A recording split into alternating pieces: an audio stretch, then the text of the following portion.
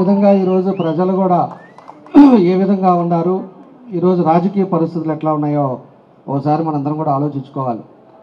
ఈరోజు నిన్నటిదాకా 5 సంవత్సరాలు పోరాడాం. మా వాళ్ళు అయితే ఒంగోలులో జైలుకి వెళ్ళారు. అదేవిధంగా కేసులు పెట్టారు, ఆడవాళ్ళని చూడకుండా కొట్టారు. అదేవిధంగా నా మీద 23 కేసులు పెట్టారు. అందరి మీద కేసులు పెట్టి అనేక రకంగా ఇబ్బందులు పెట్టారు.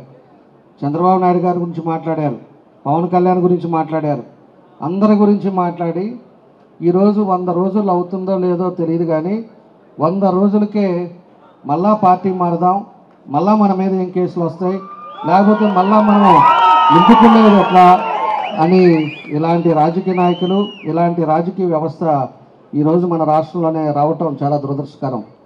ఈరోజు ఉండే పరిస్థితుల్లో పార్టీ పెట్టినప్పటి నుంచి ఒక సిద్ధాంతంగా ఈ రోజుకి ఒక పార్టీ కన్ను చూడకుండా మేమైతే మా కుటుంబం ఎప్పుడు కూడా పార్టీనే కమిట్మెంట్తో ఎన్టీ రామారావు గారి కాడి నుంచి, చంద్రబాబు నాయుడు గారి నుంచి, లోకేష్ దగ్గర నుంచి మేమంతా ఒక కమిట్మెంట్గా, ఒక పద్ధతిగా ఒక పార్టీని నమ్ముకున్నాం. ఏదైనా ఇబ్బంది వచ్చినా కూడా రాజకీయాలు వదులుకుంటాం, కానీ ఈ పార్టీ నుంచి ఆ పార్టీకి పోయే పరిస్థితి మాత్రం మా కుటుంబంలో రాదని చెప్పి కూడా మేము తెలియజేస్తూ ఉన్నాం. కాబట్టి ఇలాంటి వ్యవస్థ ఈరోజు తయారైపోయింది.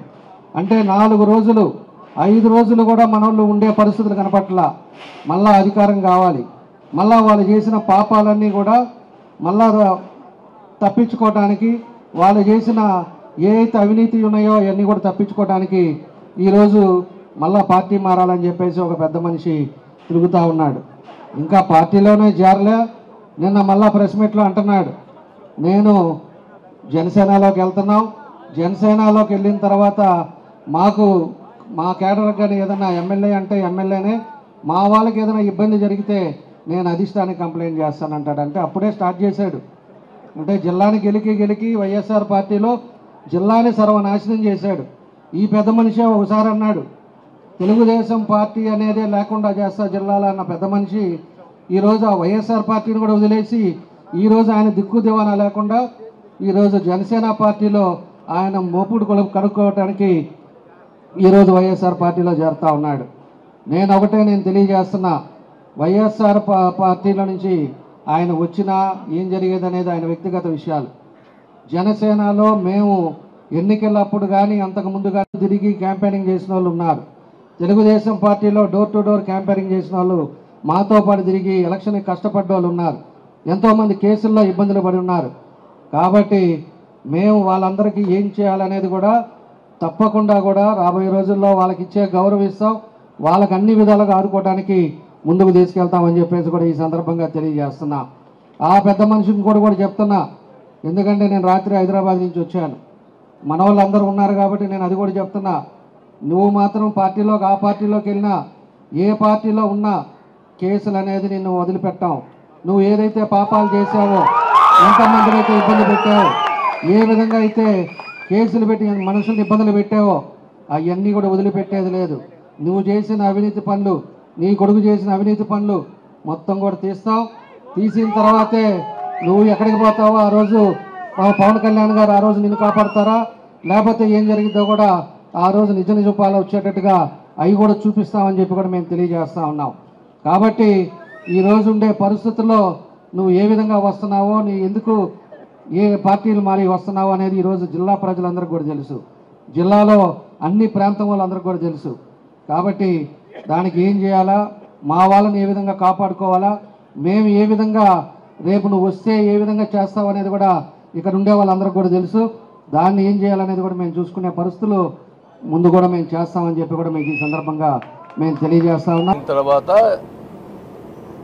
ముఖ్యంగా అయితే కూటమి మన అధ్యక్షుడు పవన్ కళ్యాణ్ గారి ఆదేశాలను ఎలా చేయాలని చెప్తే ఆ రకంగా చేస్తాం తప్ప, ముఖ్యంగా పార్టీ జనసేనకు సంబంధించినటువంటి మొదటి నుంచి ఉన్నటువంటి జనసేన కూడా కొత్తగా జరుపుతున్నటువంటి అందరూ కూడా కలుపుకొని పోయి మరి పార్టీ అభివృద్ధి కోసం కృషి చేయడం జరుగుతుంది.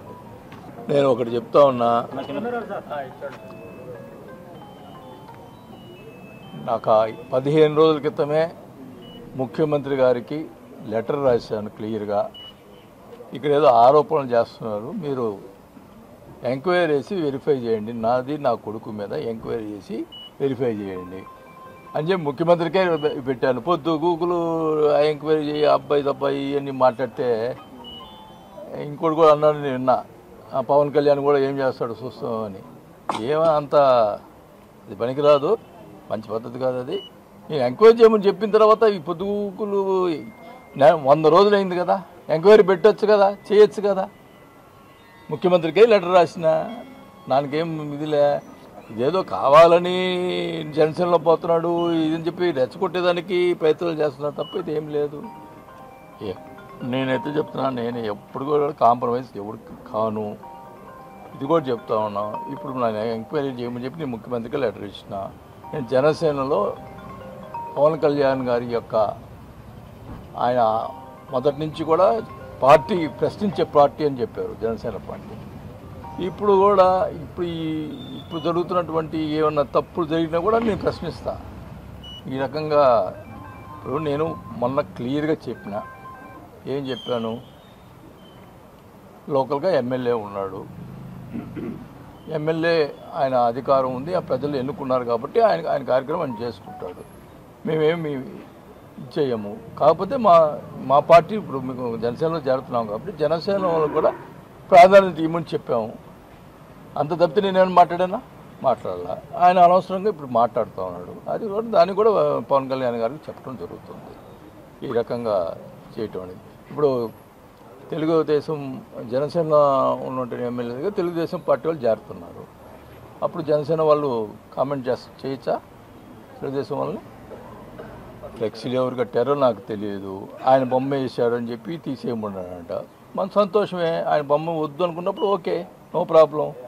అందరికీ చెప్తాను ఆయన బొమ్మ వేయద్దయ్యా అని చెప్తాను. ఓకేనా?